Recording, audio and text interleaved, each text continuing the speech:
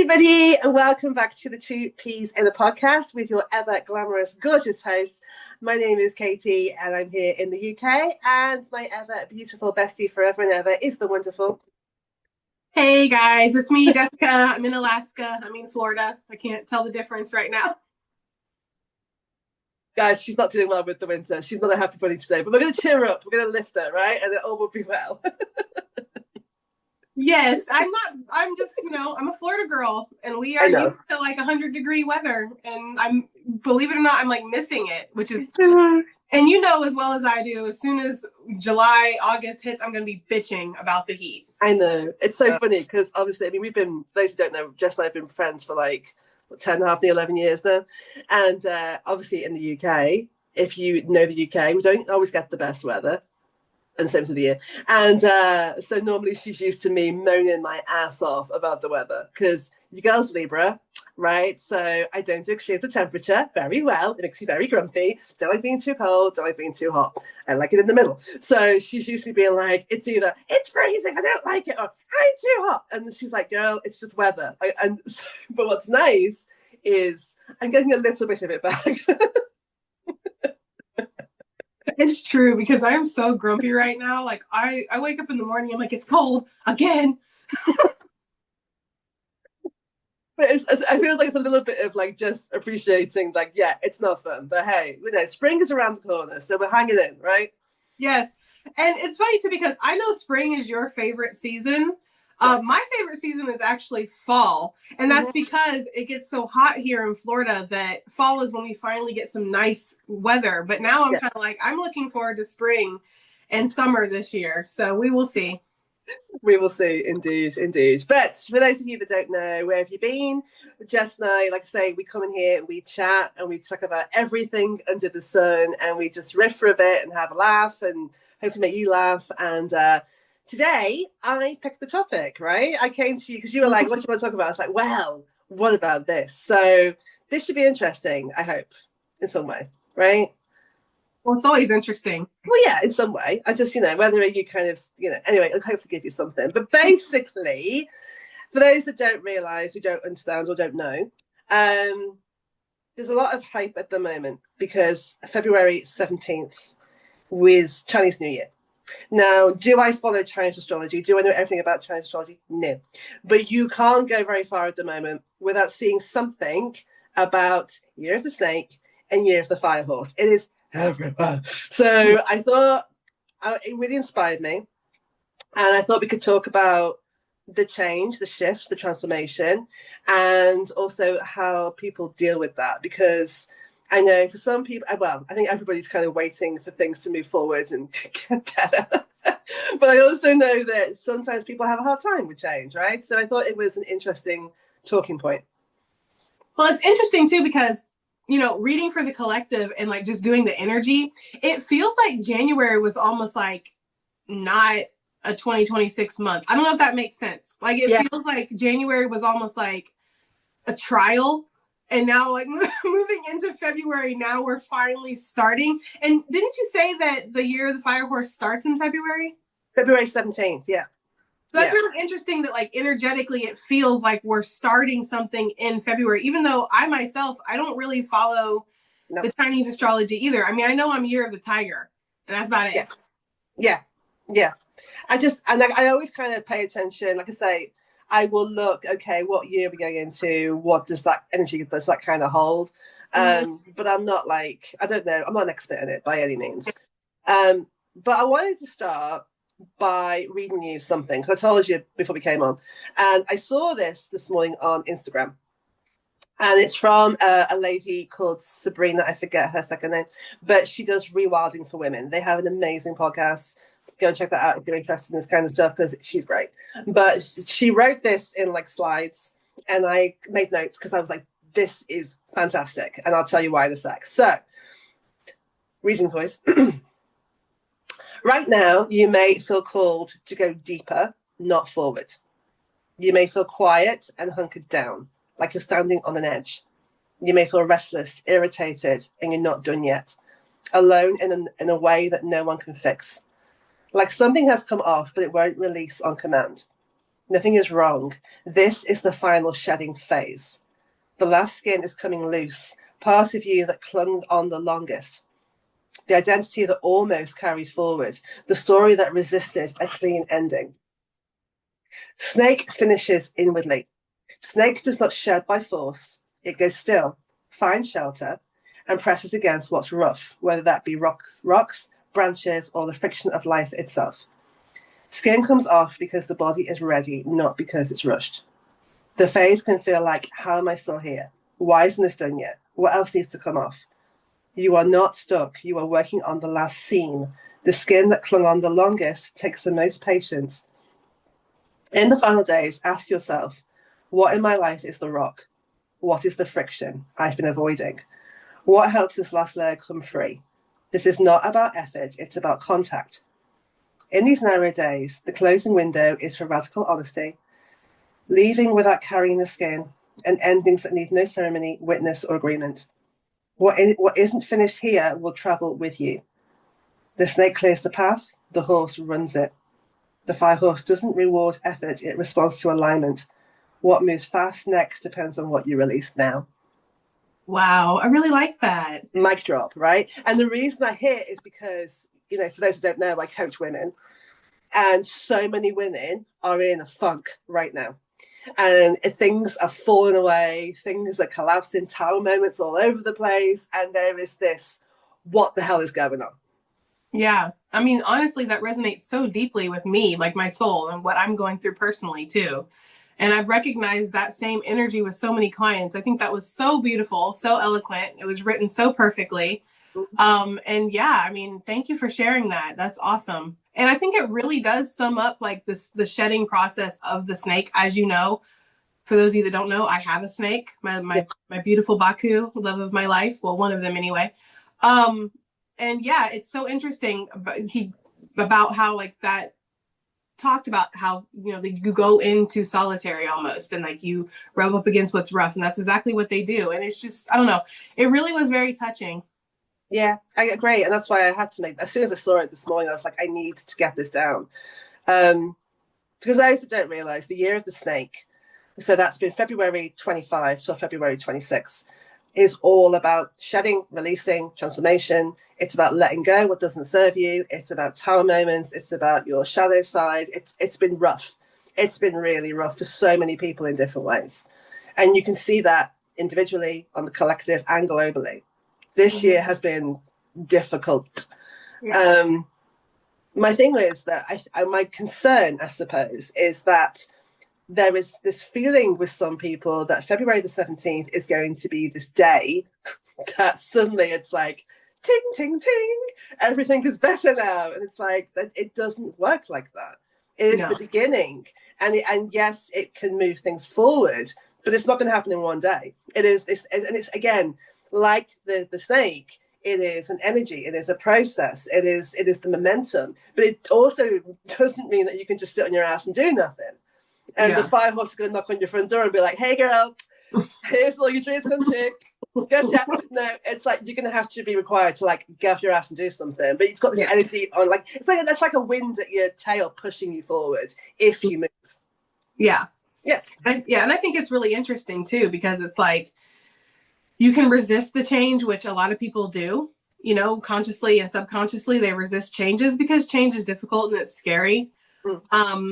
And it's interesting because I know that you wanted to talk about how we each individually deal with change. Yeah. And I know for me personally, I try to surrender to it. I try not to fight against change, as you know. Yeah. Even if I like it's uncomfortable or like I complain about it the whole time, I still try to just let it happen because I understand that sometimes things are out of our control. But it's not always easy. And I feel like that's where having like faith in yourself, and also, you know, if you subscribe to a higher power, which I do, having faith that something up there is looking out for you, something up there has a plan, even if you don't at that moment, that's really helpful. Yeah, I agree completely. I mean, thinking back over the last 12 months, for me personally, I know that I moved house, but I think the big shift for me has been internally. I wouldn't say necessarily I mean, touch wood, nothing happens between now and the 17th of February, but I would say that I haven't really seen it on the external. It's been very much a lot of my beliefs, a lot of my patterns, a lot of my cycles have been brought to the fore for me to really look at. And the way I see myself, the way I see my business, the way I see money, it's I keep being like shown things and having to like, okay, deal with this, process it, move forward. It's interesting too, because like viewing your life from the outside looking in, I actually have seen a lot of physical changes. Like, and not just like, well, obviously not your body, but like, you know, like in your lifestyle and with different things. Some of them are too personal that I can't say on here. But there's definitely been a shedding of sorts and finally facing things that have been scary and, you know, not wanting to face it. Of course, with your move, and then Rise was so significant for you with realizing that you don't have to carry everything alone and that you can depend on other people. It just really feels like, you know, when we're caught in the storm, it's hard for us to see the bigger picture sometimes. Yeah. But when you're out looking at it from a distance, you can see all of it happening. And that's how I feel like. I feel like you've been in the storm of your life like everybody else. So you can just see like very closely into the details, but I can see the bigger picture. And I see like so much has changed and transformed over the last year with you. Thank you. You're right. It's true. I mean, I had a friend once that said that she was talking about writing a book or creativity. And she said, when you're really close to it, and I know this is going to resonate for you at the moment, because obviously we're still working on your book, which is so exciting. But when you're in it and when you're like, it's here, it's like looking at a tapestry from the reverse. So all you're seeing is like the knots and the threads and the frayed edges. It looks a mess. It makes no sense. Hindsight lets you turn it over and step back. And then you can see how everything is connected. And you can take that for your life. You know, it's really hard to see the wood for the trees sometimes, right? Yeah, I mean, it really is. And when you're so close to something, it's hard to step back and gather perspective. But it's exciting in a way, you know, because you know that I'm a big fan of the stripping process. Like that's one of the terms that I use, because I've noticed that many times in my own life and with other people's life. When I say like the stripping, what I mean is where spirit will come in and completely change things in your life. It's almost like into a tower moment, but you lose things. You lose jobs, you lose relationships and partnerships, and maybe even there's health crisis and things like that. And it really makes you feel like you're bare and you're naked and you have to almost redress yourself and build yourself back up. It's funny because when I do readings, they always give me the vision of a port full of ships, and all the ships are like busted up and the sails are ripped up, and you know there's drunken sailors and stuff, and it's like there's all these new pristine ships that are trying to come into the port, but they can't come in until everything is cleared out. And that's basically essentially that stripping process. And so I feel like that's what a lot of people have actually been going through in 2025, is being stripped of things that do not serve them, whether they like it or not, because sometimes our higher self, our soul, is wanting to go down our path. It's wanting to hit our North Star. And if we are avoiding that, that's where there's confliction, and that's where tower moments happen. Yeah. I mean, the worst thing, of course, is your ego. Yeah. I was having a coaching call this morning with a client, and we were talking about the ego. And I am convinced at this point that the ego needs a new PR. Because you could be that person, Katie. I should. I get the gig, because I understand what it's trying to do. It just goes about it in a really shitty way. So for those that don't know, because I never assume that everyone knows everything when they're listening to us. So your ego is situated in your mind, and it serves two purposes. It's also connected to your solar plexus chakra, because the one is your I am. So it's your identity. So I am Katie. I am a woman. I am a mom. It's who you are. The other function it serves, and this is where it gets a bit messy, is to keep you alive, right? Yeah. So it's your survival, it's your safety, it's your protection. It just goes about it so bad. So in your life, you are in the comfort zone bubble, okay? And so on Monday, I do this. On Tuesday, I do this. On Wednesday, I do this. And so in that space, your ego is relatively quiet. It's never silent, but it's relatively quiet because it's knowable, right? So there isn't anything to massively stress it out. It doesn't care if you're happy. It cares that you're safe. So because you're a human being, and at some point you're going, I want change, I'm not happy, I'm going to change my life, big or small, because it can be teeny tiny, out, little like the pinky toe out of the comfort zone. Your ego is like, wait, whoa, what's this? This is unknowable. This is dangerous. She could die. It's very dramatic. Then it's like, no, you need to come back. You need to come back, and back into the comfort zone where it's knowable. And it will do and say anything to make you stop. And it is sly and it's manipulative and it hides and it shifts. It will try anything. It is the classic, like, loving narcissist, Eureka, because it will try anything to make you retreat backwards. But it is just trying to keep you safe. Yeah. And that's where practicing mindfulness is so important, you know, because if you can discern the different fears that you feel and not just look at fear as like, okay, well, if I feel scared, that must mean that it's wrong. That must mean that it's dangerous, but that's not always the case. You know, we have fears when we're packing everything up, when we're moving to a different state or country, but we also have fears when we're about to jump off of a cliff. It's like, you know, it's about discerning which fear is worth following and listening to, and which fear is, you know, worth pushing back. Yep. And you're absolutely right when it comes to the ego. That's something that we talk about all the time in the spiritual community, not just you and I, but like, you know, your ego does not want to keep you happy, but sometimes, you know, keeping you safe is not your north node. It's not what's going to make you feel passionate or feel inspired or content, you know? Yep.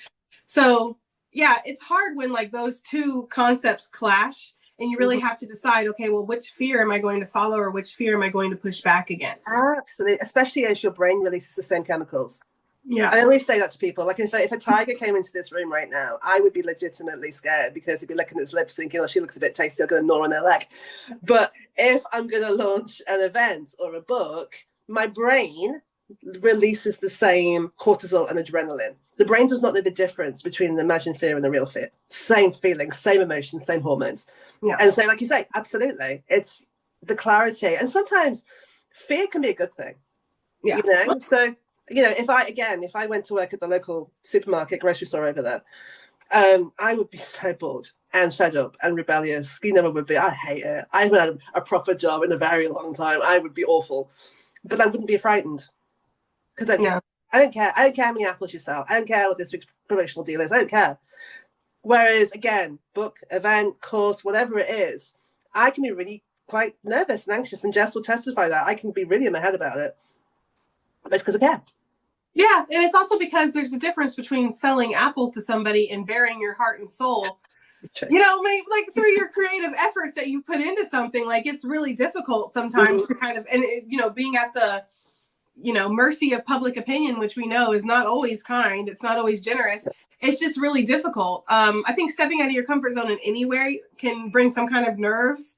But you have to do it anyway sometimes. And all of life has changed, right? Yeah. It changes around us all the time. And every other living organism on this planet just goes with it. Human beings are like, no, hold the tire up. I don't like it. Stop. Yeah. And it's one of those things where they say like change is consistent. There's a quote from, I don't know if you've seen the movie G.I. Jane. No. It's an amazing movie. I love it. But there's a quote that the drill sergeant says. He says, I've never seen a bird feel sorry for itself. It'll fall dead, frozen from a bough without ever having felt sorry for itself. And that's really like the difference between humans and animals, right? Because humans, we're so complex, you know, and we have all these different things that we're thinking about and that we're processing and moving through. And animals, it's just one streamlined function, survive. Yeah. You know what I mean? Survive, thrive, mate, reproduce, whatever. Like that's the function. But we're so complex. And so, yeah, it's just difficult sometimes. But for me, when I know that I need to change, when I know that there needs to be change, when I know that when change has come and I'm scared of the change, what I think about is, how will I feel if I don't embrace the change? Like, how would I feel if I continue on my path? Because sometimes continuing on the path is actually worse than just facing the fear of the unknown. Okay. I mean, think about it. Like when I left my job, my last job, I was terrified. Yeah, I remember. I was absolutely, I mean, that was stability, good money. I didn't really care too much about the recognition, but I guess maybe there was a part of my ego that was like, oh, I'm a member of my society, you know?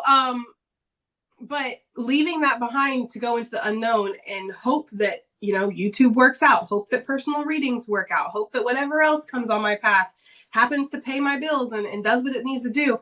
That was scary. That was like terrifying. But also staying another day in that job felt like being sentenced to life in prison. Like I would rather do anything almost than stay at that job.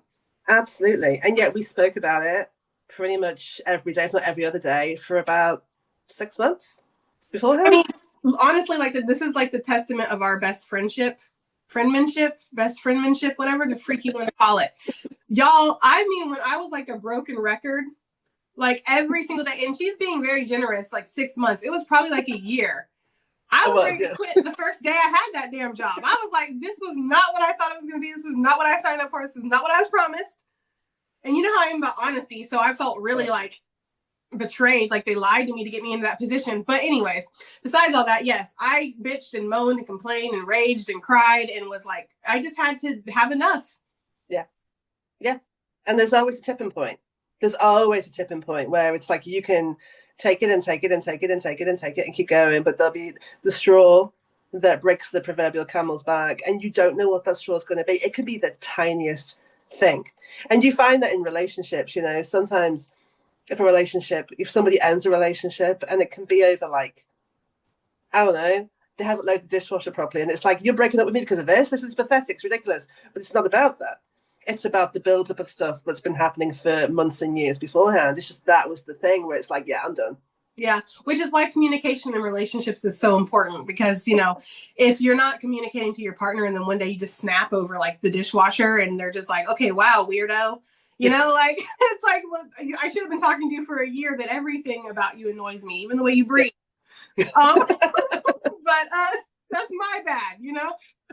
But for me with my job, what was killing me about it was like, I have been being vocal. At one point I wasn't, but I started in the end, trying to talk to my boss, trying to let her know I'm not happy. Yeah.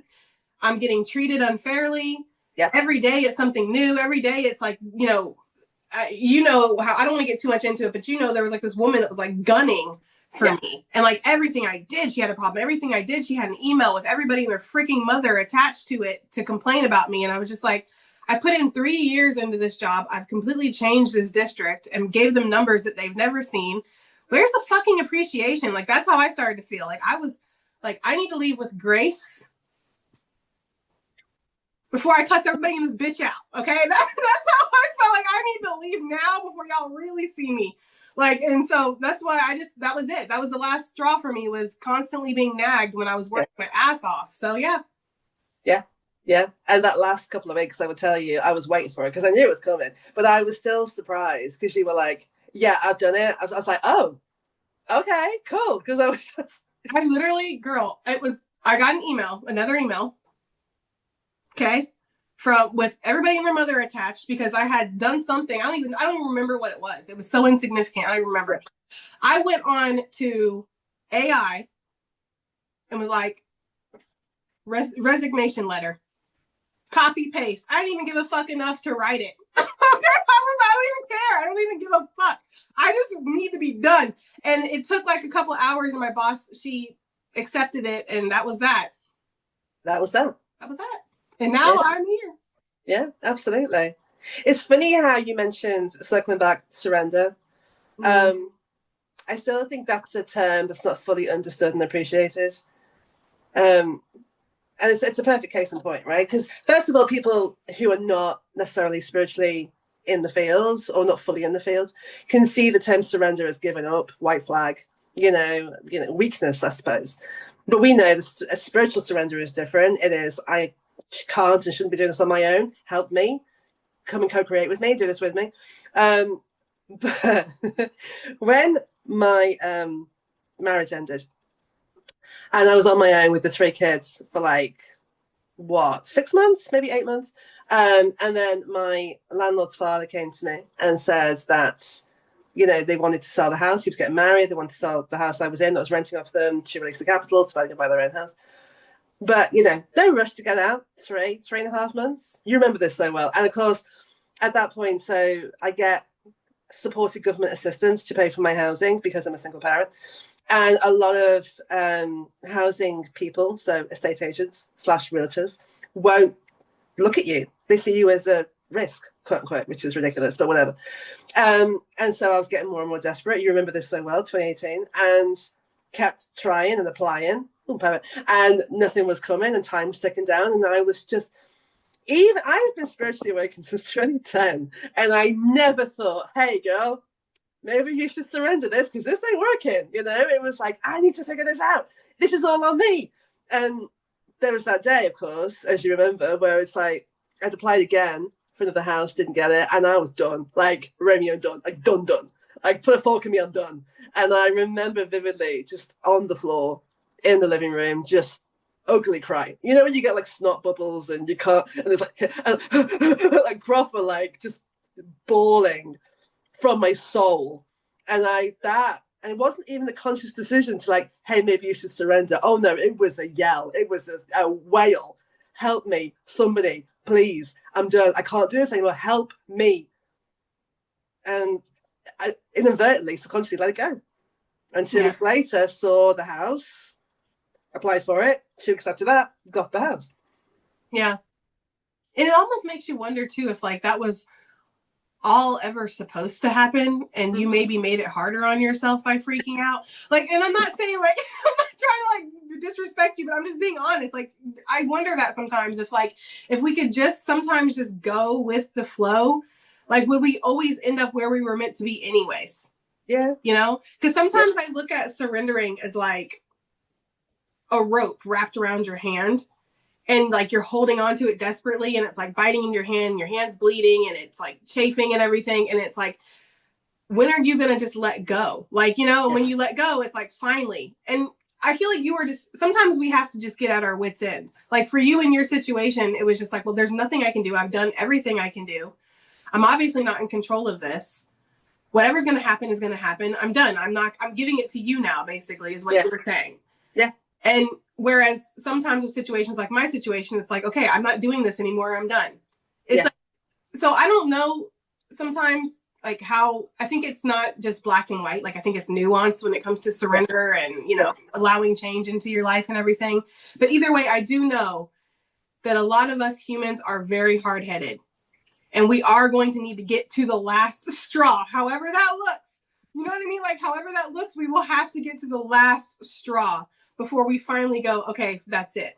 I very rarely in my work that I've come across like hundreds, if not thousands of people that I've helped, I've very rarely seen anybody right off the bat from the very beginning be like, no, I'm fine. I believe in the higher path. Okay. I know everything around me is falling apart right now, but I'm good. Like, you know, so I've never seen that. Like, and so I just feel like it's natural. It's just natural. I know, but it is a good example of, I always say to people now, look, try, I hear what you say about the hot-headedness, and I completely agree, but I do say to people, if you can try and let it go sooner rather than later, you're going to make your life a lot easier. Of course, you know, but it's hard sometimes to trust and see, and especially when like history has taught you that sometimes trusting or surrendering or allowing change doesn't always work out for you, because that's the way it goes too. I have told, and I don't know if it's like a consolation prize. I don't know if sometimes my clients get pissed at me for things that I say. Sometimes they never say that, but if they do, I'm sorry. But that is my job as like, you know, trying to see things from a higher perspective. Yeah. I don't always see that in my own life.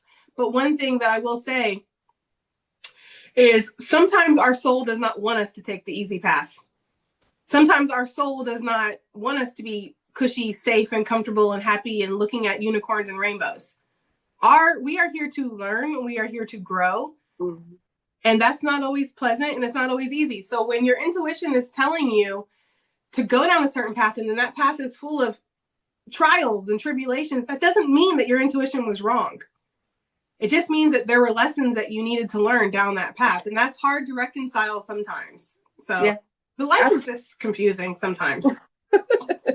It's the tapestry from the back, right? We don't know what the hell's going on. We just keep trying to show up and do the thing. It actually is really, hold on a second. It's my,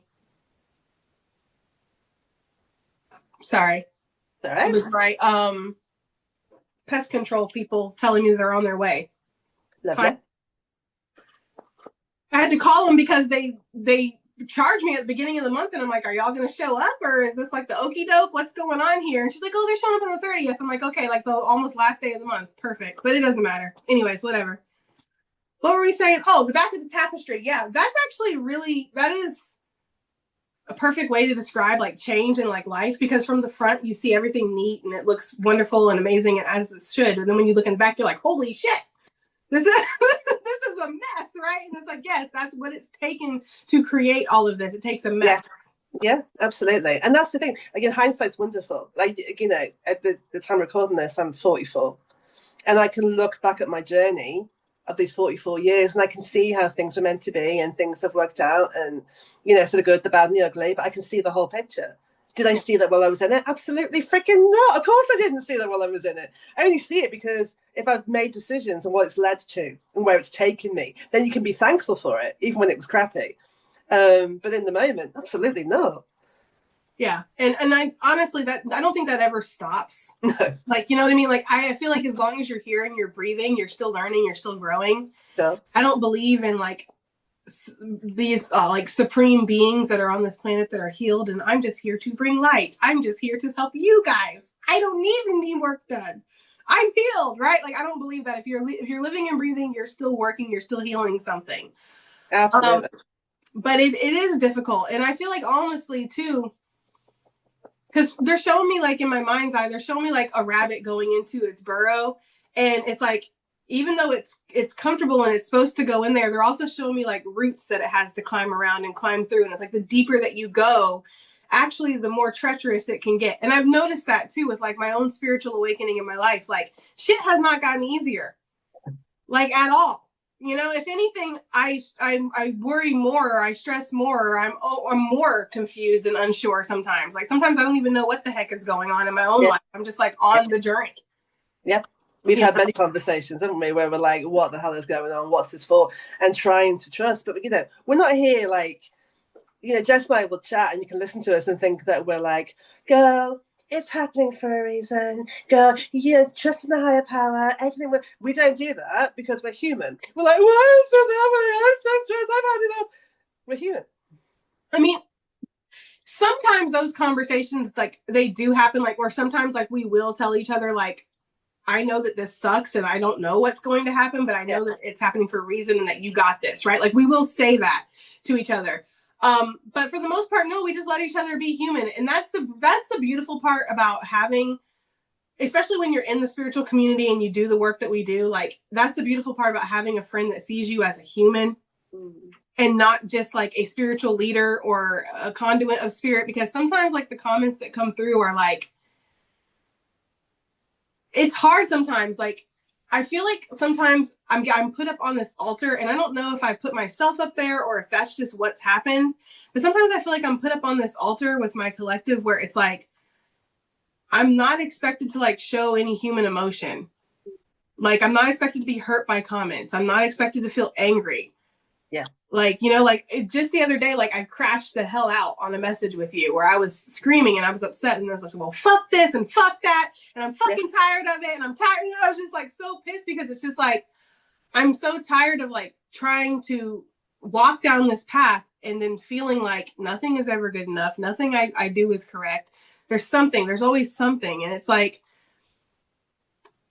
I had my moment, but then I also had to like listen to spirit and go to spirit, and spirit was like, you know, you're on your path, but there's also this, you know, you've fallen off a little bit, like, is what spirit told me. Like, the path is not to please everybody.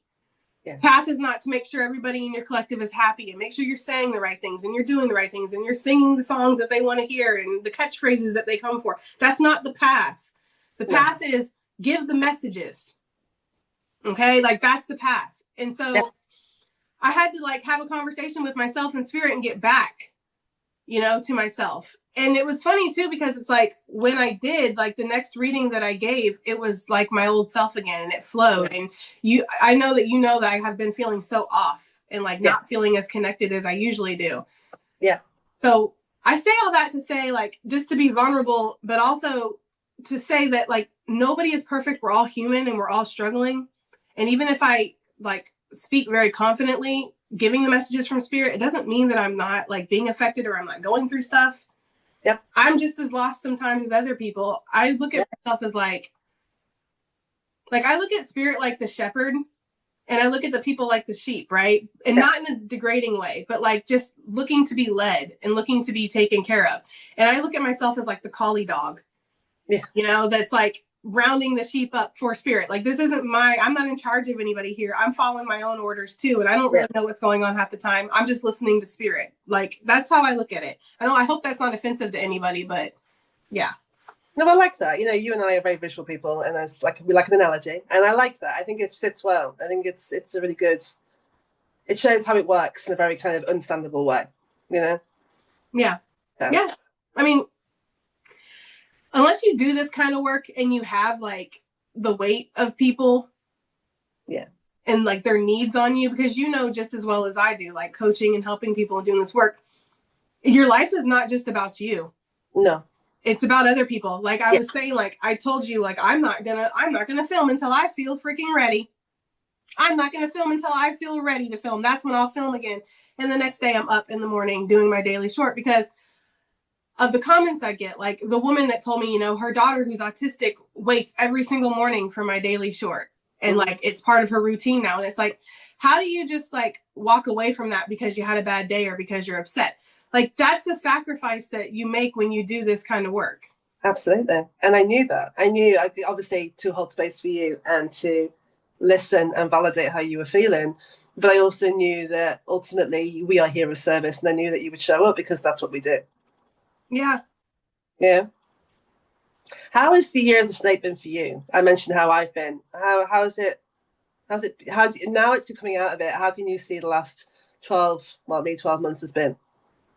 I feel like it's been a lot of, and I'm going to echo what you said, which is so funny, but I feel like a lot of it has been internal for me. And I'm sure you've seen changes and stuff, but like a lot of it has been internal and getting back to like basics in a sense of why I started everything that I've started, where I want to go moving forward, allowing myself to not just feel like I'm here for one thing. Like with like the writing has been big for me. Yes. It's been something that has kind of torn me away from a little bit of what I was originally focused on. And it feels like peeling back layers almost of myself that have been long buried because of whatever duty I felt like I needed to do in my work and my purpose and everything. But I feel like that's what it's been.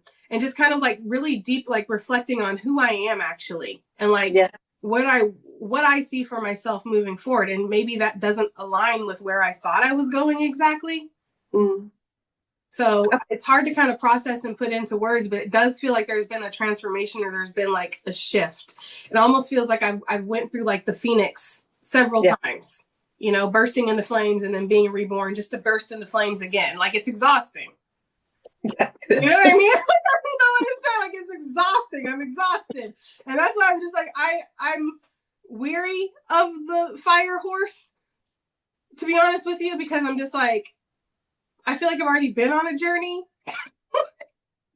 Like, how much more is there? Like, you know, so yeah.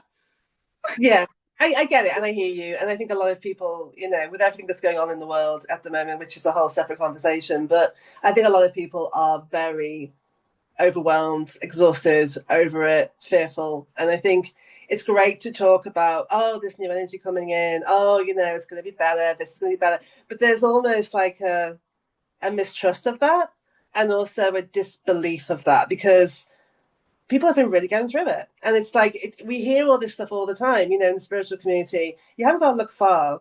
We know this. Go to any YouTube or any TikTok and you will see, guys, this is the best reading ever. Like the new energy's coming in, new love, new money, new opportunities. And you hear this stuff so often that it's like, I do think there's a part of us that is like, I'll believe it when I see it. Yeah. Oh yeah, for sure. And I know from a fact because I've had things happen like that, you know, and you know this, where like I've been given messages like for a year straight that something's about to happen. And then I'm like, okay, at this point, I just don't even know. And then it happens. Yeah. So I know that sometimes like divine timing is not just about like, you know, a certain date, like on March 31st, this is going to happen. Divine timing is about energetic alignment. Yeah. Because that's how spirit works. Spirit doesn't work in time. Spirit works in energy and alignment. So when you're in alignment, that's when certain things will happen. But I find myself like when, like, let's just use myself for an example. One of the things that I've been hearing so much recently is that I'm going on to a new path and that I'm also going to be meeting somebody new. I don't know if it's going to be romantic or not, but just meeting somebody new. I'm very weary of not the new path necessarily, but the meeting somebody new. Because for me personally, when people come into my life, they bring trouble. Yeah. And I'm always hurt at the end of it. The last person that I let myself open up to, like, it really wrecked my whole, like, soul for a second. Like, I was just like, what the fuck? So I'm like, when I hear those kind of messages, I don't really necessarily get excited. I more get like, oh God, like, you know, but I don't like to tempt the Lord. You know what I mean? So I'm not going to sit here and be like, well, what else can go wrong? I don't say stuff like that, but I do kind of feel like, again, like, thou dost love to tempt me, like my liege, right? Like, you know, like you do love to play with me, spirit. It's just must get some sick humor out of it or something. I don't know. But I don't know. I mean, I don't know. And that's the thing. We don't know. We don't know. We, you know, individually, collectively, globally, we don't know. The events that have happened over the last 12 months, a lot of people could not have predicted, could not have foreseen. Things have definitely gone a very weird kind of way. And, you know, the thing is, we don't know. And, you know, it's very tempting. I mean, I'm sure you've had this, but when you tell people that you're a psychic, people are like that. Oh, go on then. Go on then. What's going to happen for me then? Go on, tell me. Oh, of course, then you get the jokers to go, tell me the lottery numbers then. You're like, girl, if I knew the lottery numbers, do you think I'd give them to you? Why would I give them to you? Why would I keep them for myself? That was so funny because I was literally about to say, like, you know, that's what one of the first things that anybody will ever ask me when they find out I'm a psychic, when they are not introduced to, like, the spiritual world, right? Like, people who are more spiritual, that's not something that they grab onto. But if they don't know anything about psychics or whatever, like, oh my God, tell me the lottery numbers. Do you have a Ouija board? Like, are you a witch? And it's like, you know. I know. So it's one of those things, but still, at the same time, it's, I don't know. But the point is that, like, even psychics, they can kind of, you know, make predictions. And I always say to people that a tarot reading is the energy stamp based on what's happening right now. It is an in-the-moment snapshot. But if people then change direction or change course or change what they're doing, it changes the energy. So it's not like this is set in concrete. So, you know, we can kind of make predictions about what's going to happen, but we don't know. You know, we have no more insights to what's going to happen next 12 months than you do. It was just trusting the path, trusting ourselves, and knowing that wherever we're going to be is where we're meant to be, as you said. Yeah, so exactly. Psychics don't necessarily know what's going to happen. We just have to trust the process. And right. Yeah. And I, you know, I don't know. There's a lot of misconceptions about that. We've definitely talked about that on this podcast about, you know, psychics and how we're looked at and everything. But at the end of the day, I think that what we're painfully explaining to you guys, taking way too long to explain, is that we're people too. Okay? Like, we are humans too, and we don't know everything. We're not always perfect. We wake up in the morning, our breath stinks like everybody else. Okay? So it just is what it is. Exactly. We're not sitting on some mountaintop on a cloud being like, ah. I normally start the day with a big coffee and being like, oh, what time is it? Yeah. Yes. So I think cutting everybody a little bit of slack here in this new year should be a New Year's resolution for every single human being on this planet. Yeah, absolutely. So look, to close, if this is a good question, it just came to me like, I'm loving it. I'm loving the vibe. So I'll ask you and then I'll answer it myself because I think it's my question. So if you could manifest one thing for yourself good in this year, what would it be? If I could manifest one thing. One thing, one gorgeous, yummy thing, what would it be? Good health. Nice. To be honest with you, because like as I'm getting older, I'm noticing things in my body and I'm just like, your health is your wealth, and you don't really pay attention to that when you're younger, because when you're younger you feel great. You know, you don't wake up in the morning with, unless you've been through stuff, you don't wake up in the morning with backaches and things like that. I'm just like, girl, you're getting a little old. I'm gonna be 40 in May. Can you believe it? I'm 45 this year. What are you on about? Shut your... Well, Jesus, Lord Christ, have mercy on me. I can't control when I was born. Okay, I'm gonna be 40. Okay, and for me, 40 is like getting old. I don't even look at it as old, and I don't look at 45 as old either. Really, to be honest with you, it's just that I've lived on this planet 40 years. I mean, what was it? 2019 or 2020 was what, like 6-7 years ago? Like already feels like it literally just happened. Like, I don't know, life just be flying. I keep doing that. I've had telling stories and I go, so like as I met a radio producer, flex, that I'm going to be on the radio show at the end of February, and I was saying, oh yeah, so I met this person. I was going, hang on, is it 22 or 23? Like since COVID, I don't know. It's just mad. I don't know anything anymore. Yeah, I mean, I have a daughter that's turning 19 in just a few days. Mad. I know. It's crazy. It's crazy. But anyway, my word of the year this year is expansion. Not my ass, but my life, right? In a good way. I want things to continue to grow and to flourish and to prosper. And so for this year, if I could manifest anything, it is that golden opportunities arrive for me to jump on that feel aligned. Yeah. With a snap, right? And she's so much more energized than me. I feel like my word of the year is like nap.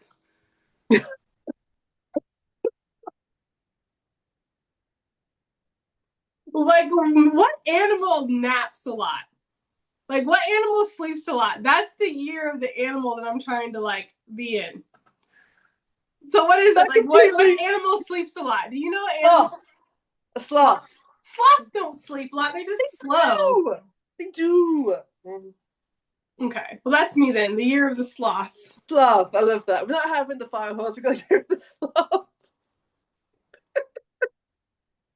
That was a genuine reaction, by the way, guys. I did not know she was. What's your year? You know, it's like being optimistic and positive. My years and my word is ambition. My word is nap. Okay, I want to take a nap. If this was tarot, I am the Knight of Wands, right? I'm off. See you later. Bye. And Jess is like, yeah, I'm the Four of Swords. I'm just going to lie here and meditate and chill for a bit. See you later, Katie. Good luck. That's literally like what and that's okay because I feel like I've just been nonstop. Like for like the last like couple of years, like it's been like nonstop, you know? So I finally feel like I've hit my limit to where I'm just like, okay, I need to just coast for a second. Sure. I got that. But regardless, we're going to have a good year. You know, whatever happens, we're going to have a good one and we will walk it together and we will figure this shit out as we always do. Exactly. So. On that rousing end speech, guys, because if that hasn't motivated you, I don't know what has, right? We will sort this shit together. Look, I hope that this is, I don't know, entertaining, enlightening, educational, something, right? As Jess would say at the end of our readings, I hope it's done something. Right? I don't know what this was. Hope it helps, hope it resonates, hope it does something. Yeah. You know, I don't know what this was, but it felt like it was a good conversation at the right time. So, you know, it is what it is. But look, I just hope you've enjoyed it. Let us know how's your year of the snake been, and what are you hoping for the year of the fire horse? Let me know. I'm interested. I care. But thanks for watching, guys. Whatever this has been, it's been fun, and we love you. That much is true. Thank you for being with us on this journey, and as ever, we will definitely catch you on the next one. Bye.